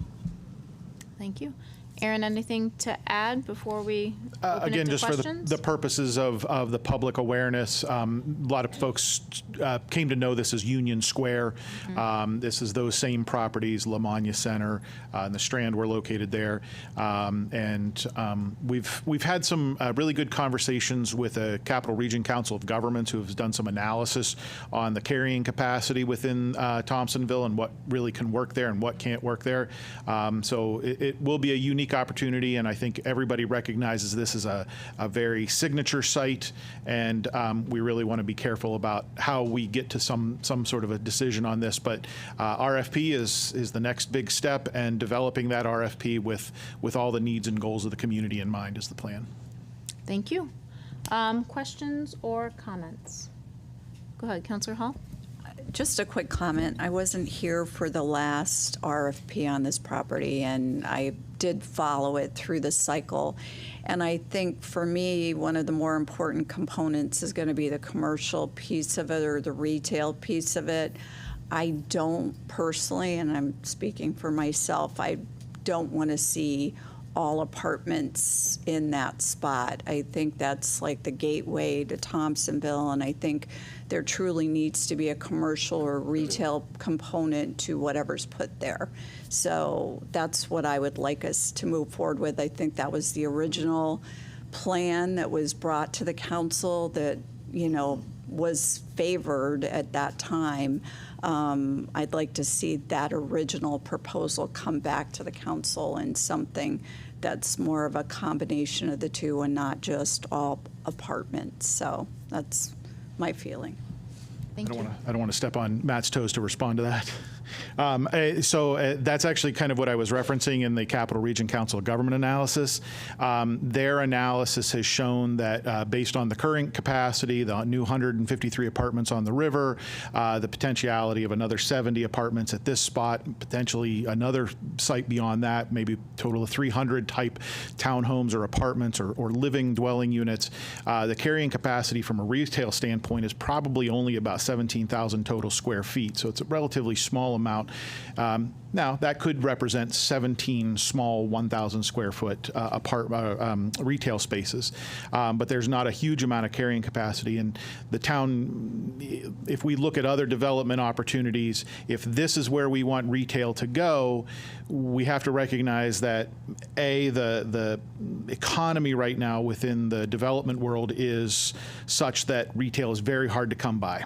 The money goes towards housing. It doesn't really go towards retail. So getting that financing, if we want retail, we may have to find ways to help support that kind of cost. Also in that conversation, there was a bit of a conversation about, is that the best location where you're next to the pond versus something like at Pearl Street or somewhere a little further away as examples of places where retail would be forming a Main Street area. So there's different ways of looking at it. So I don't disagree in terms of the retail need for Thompsonville. Absolutely agree with that. The question is how that balances with other development opportunities within that. And so I would just simply say, remain open. I think from our office perspective, we want to see this as a signature site. It needs to have great architecture. It needs to look good. It needs to fit in with Thompsonville. It needs to honor the heritage. It needs to do a lot of things all at the same time. And so we're really going to be looking for developers who can get there. And retail is something that has been brought up and had conversations about. But this has also been a long-standing location for community involvement. Town Hall, Lamagna Center, the school was there. We have a history of community use at that space, so perhaps community in some way is another way to go at this. I agree with that. I just don't want to see a big, ugly apartment building sitting there. Agreed. That's, yeah. Okay. Councilor Matthews. I just wanted to make one follow-up point because I used to live on Pleasant Street, and as you know, I spend most of my time right there on that corner now with the soup kitchen. But those streets down there are extremely narrow, so I'm specifically worried about traffic for the residents, depending on what business goes in there, and the age-old problem with Thompsonville, which is parking. So, I would hope that there would be a traffic study as well for whatever gets put down there, just to make sure that we're honoring the people that live down there. That's all. Thank you. Thank you. I like mixed use. I think that's some of the draw from the original RFP that we got. Yeah, and I would love some sort of community space or green space as well. So I'm all for it. So you go ahead, Councilor Pisner. So I just want to thank Aaron, because Aaron, you really go above and beyond in my book. As far as getting in free advice. You do. I love it. No, you do. You get us, you get us the free advice. I mean, you brought in Krog, we did the Northgate Walk. You are constantly out there looking to pick somebody else's brains. And I really appreciate that. So I just want to give you a thank you from me. Okay? That's it. Thank you. All right. Roll call, please.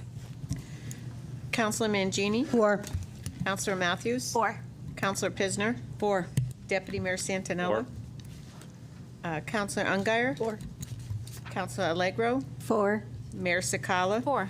And Councilor Hall? 4. 8 members in favor, none against. Thank you. Thank you, Aaron.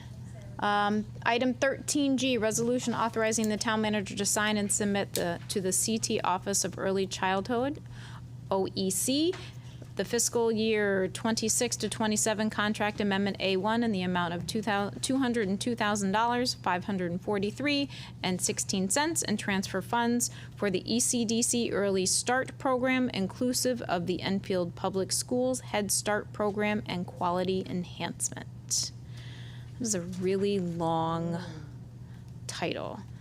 Therefore, be it resolved that the town manager or his designee is directed to execute and file such amendment with the CTOEC to provide any required additional information to execute documents as may be required to execute an agreement with the CTOEC in such an agreement, if such an agreement is offered, to execute any amendments, decisions, and revisions thereto, and to act as the authorized representative to the town of Enfield.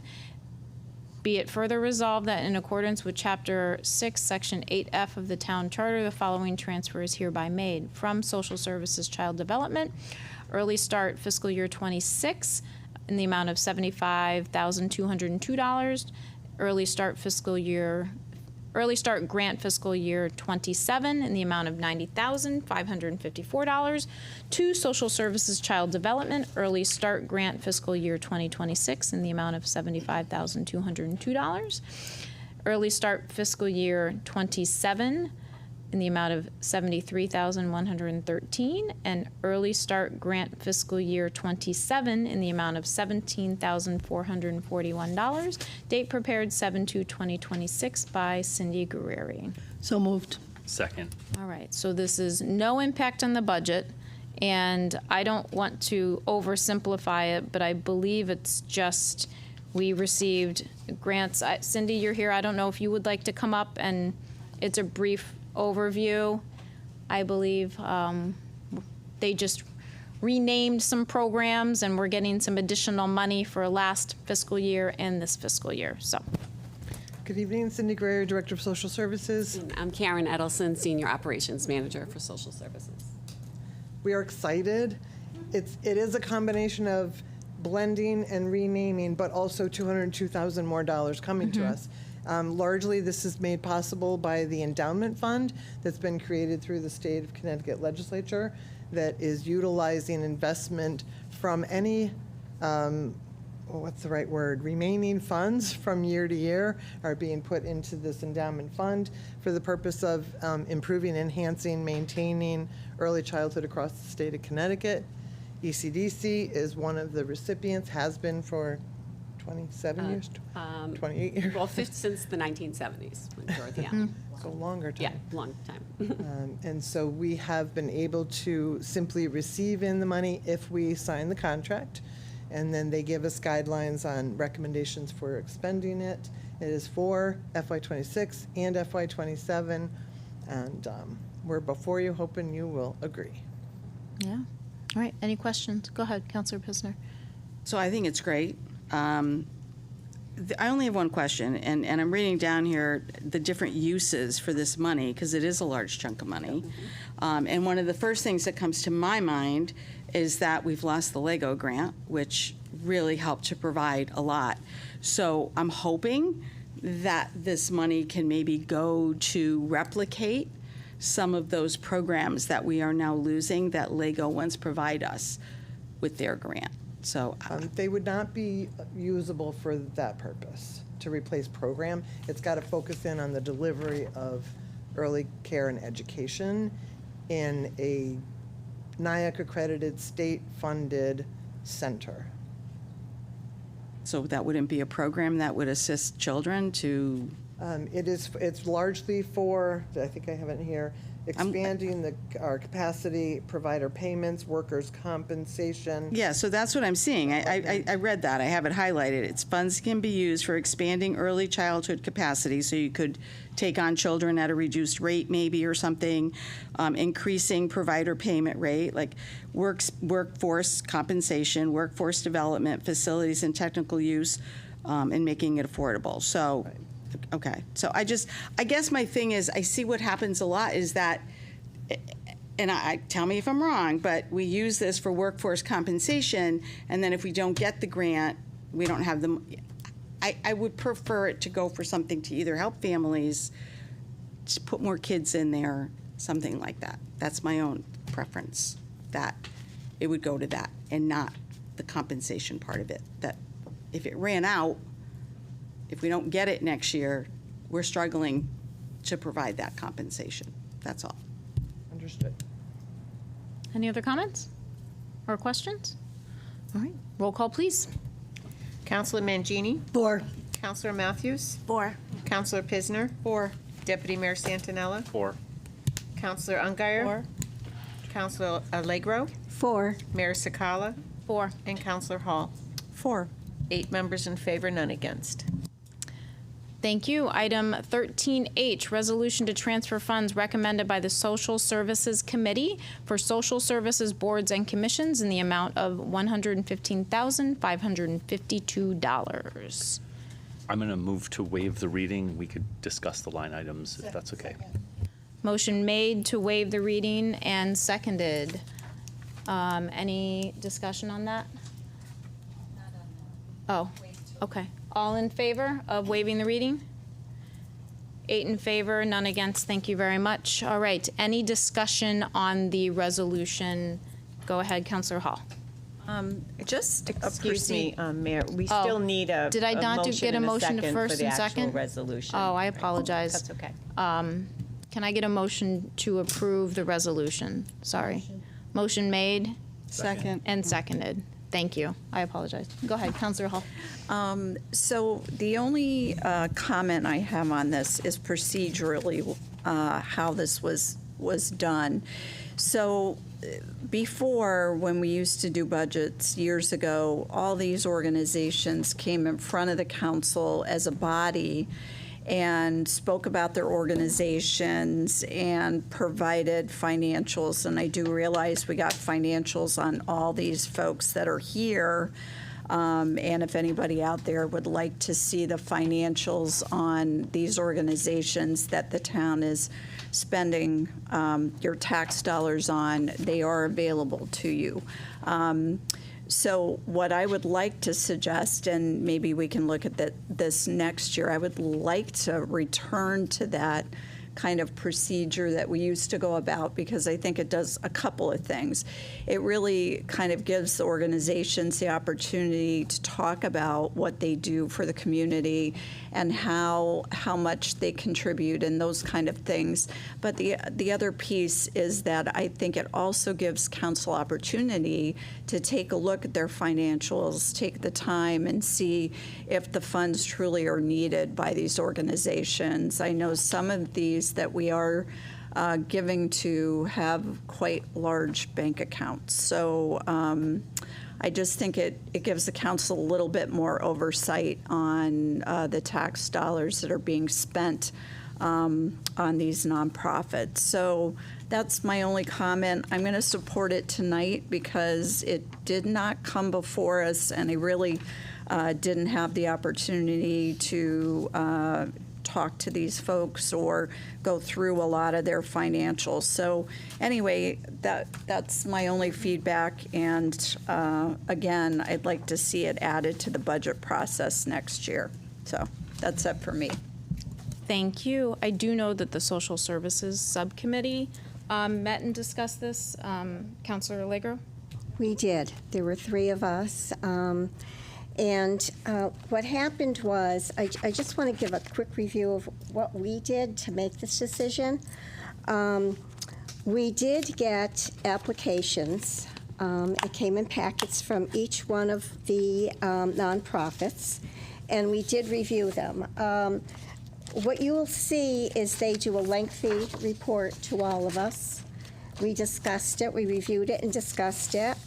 And then I went back to my caucus and reported that we approved the proposed funds for the 9 nonprofits that we're supporting. We did take a lot of consideration of cost of living and the cost of the operations for every nonprofit. They are operating on tight budgets to begin with, and we took that into consideration. These are challenging times. Families are struggling. Overhead, just operating these nonprofits, the cost of living goes up every year. So we took a lot of consideration into that when we proposed the funds for these nonprofits. And also at this time, I really have to say that this is why we're here. We are here to support everyone in our community. And to me, this is one of the most important decisions that we make. Reviewing all these proposals that came in, they were very thorough about what these agencies do. They put a lot of work into this, and we did go through all of this, pages and pages of the work they do and what they hope to do, and they modestly asked for the support of our community. It's a hard decision, but when we made these decisions, the three of us that sat down, Councilwoman Ungary, Cindy, we thought about the people that we service in these wonderful nonprofits that our community is so blessed with. And we want to support the people and these nonprofits so that they continue to do the work that they do every day for so many families. I do want to take this opportunity to also. I greatly admire the leaders in these nonprofits. They work very hard. They work long hours. And most of all, I truly, truly want to thank every single volunteer who donates their personal time in helping all these wonderful organizations. I walk into these programs and I see familiar faces all the time, people in our community who just go quietly about their business, helping others. We are so blessed. And because of that, I am supporting this entire proposal in funding all of the organizations that are in this tonight. So thank you. Thank you very much. Councilor Matthews. I just want to put on record that as the director of one of the applicants, I was not a part of any of these discussions, and I will be abstaining from this vote this evening. Thank you. Go ahead, Councilor Pisner. So I sat on social services. This is actually the first year I haven't sat on it. I was never shown any of the financials, though. So were you given financials, Councilor Allegra? Were you actually given the financials that we received, that we requested? Not the financials, no. Okay, But so- You mean did give the tax returns? Right. Yeah, exactly. So it's one of the things that I've asked for. I have no problem giving a nonprofit money. But I do agree that we need to look at how much money the nonprofits has, how they spend it, what their payrolls are, because I think that determines. I mean, I may want to give more to one than another.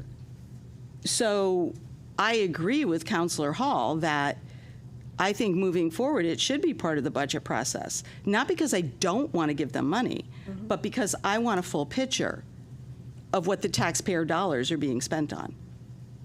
And I know from being on that, again, this is the first year I was not on the social services.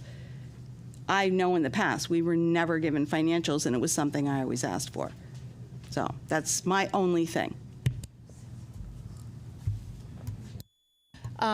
Thank you, Councilor Pisner. Did you get the financials? I just want to make sure you got them. No, I got it in my All right. email, but again, All right. I just wanted to see if they got that. Yep. We never received it. I just want to prior. make sure you got it, because I know you had asked for it. Councilor Ungary. I just want to add that we spent a lot of time going over these lists, and Cindy provided a lot of insight to different specific needs through all of these committees, and we didn't approve everyone.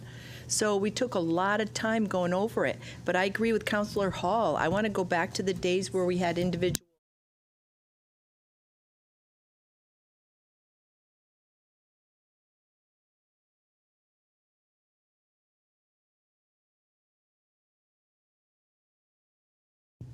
Anything else? Councilor Mangini? Thank you. I'm definitely going to support the request. I've been here the longest. I sat on the subcommittee with Cindy and prior directors, but I have to say and acknowledge that we have professional leaders in our town. We have professional department heads, and our role as council is, of course, to look at the financials, to look at this and that, but also to defer any questions or concerns to our department head. And I have full trust and ultimate respect for Cindy running the department. And Councilor Allegro pointed out, and as did my other partner over here, yeah, that we have a subcommittee, and that's where a lot of this is vetted out. So I really don't have any need to look with a fine-tooth comb at any of these financials. I trust our subcommittee with Lori and Linda, and of course with our department head. So I definitely have faith. You've done a great job. Thank you for that. Thank you. Roll call, please. Counselor Mangini? 4. Counselor Matthews? Abstain. Counselor Pisner? 4. Deputy Mayor Santinella? 4. Counselor Ungary? 4. Counselor Legro? 4. Mayor Sakala? 4. And Counselor Hall? 4. 7 members in favor, none against, and 1 abstention. Item 13I, resolution to authorize, issue, and sell Town of Enfield general obligation refunding bonds. Do I have a resolution? Oh, is it that long resolution? Can I get a Move motion to waive the reading. It wasn't bolded. I apologize. I missed it. Motion made and seconded to waive the reading. All in favor of waiving the reading? 8 in favor, none against. Can I get a motion to approve the resolution? So moved. Motion made and seconded. Okay, so we are just, do you want to just really briefly let the public know that this is going to save us money? Yeah, so as was discussed earlier in the evening by a resident, the town is always looking at the outstanding bonds that we have to see if any of them meet a criteria that through refunding, we can actually save on those debt payments. And kind of the way this is generally think of it as refinancing your home, right? You know, we're looking at them. We find that the interest rates and when it's going to be retired, those things kind of line up really well, and we can save money. In this particular case, our financial people looked at a number of the bonds. They found several of them that, when all is said and done, will save approximately, if the sale goes as anticipated tomorrow, we'll be able to save up to $35,000 a year, $350 over 10 years. Good. Great news. Thank you for that. Any questions or comments on this? This is what we like to end the night with, actually. So, roll call, please. Counselor Mangini? 4. Counselor Matthews? 4. Counselor Pisner? 4. Deputy Mayor Santinella? 4. Counselor Ungary? 4. Counselor Allegro? 4. Mayor Sakala? 4. And Counselor Hall? 4. 8 members in favor, none against. Thank you. Item 13J, I believe, just remains on the table. Okay. Item 14, items for discussion, there are none. Item 15, any other business proper to come before said meeting? There is none. Item 16, public communications. Anyone in the audience wish to speak? Oh, is that a yes, or you're waving bye? Okay. Item 17, Councilor Communications. Councilor Pisner, yep. So if I'm correct, we are not having an August meeting that we have right now. We will probably have a special or a non-meeting so- meeting. You will have a special meeting. Yeah, We'll we have will a special meeting, but Matt, it's going to be your last formal meeting with us. So I just want to say thank you. I wish you much success in your new adventure. Not going to say I'm happy about you leaving, because you already know that. I'm not. But I do wish you much success, and I thank you for your times past and present here. Thank you.